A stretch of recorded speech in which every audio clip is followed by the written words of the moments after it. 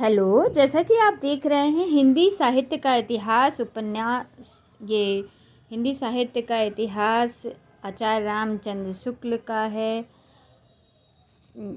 ये इसमें उन्होंने सभी कवियों की संग्रह, आदिकाल भक्तिकाल सबका संग्रह लिखा है।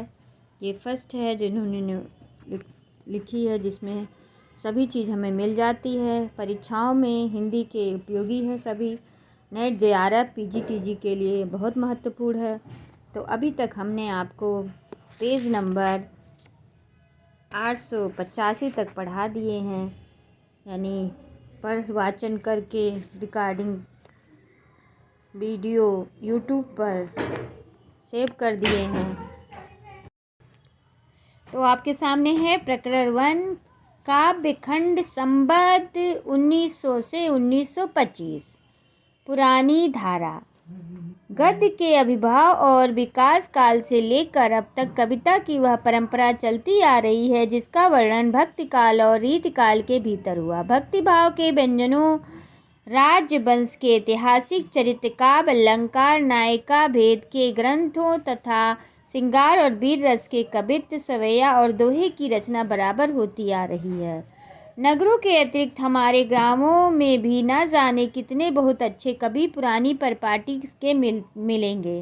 ब्रजभाषा काव्य की परंपरा गुजरात से लेकर बिहार तक और कुमाऊं गढ़वाल से लेकर दक्षिण भारत की सीमा तक बराबर चलती आई।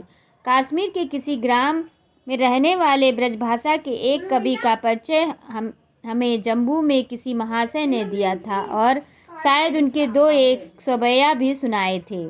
गढ़वाल के प्रसिद्ध चित्रकार भोलाराम ब्रजभाषा के बहुत अच्छे कवि थे, जिन्होंने अपने गढ़ राजवंश काव्य में गढ़वाल के 52 राजाओं का वर्णन दोहा चौपाई में किया।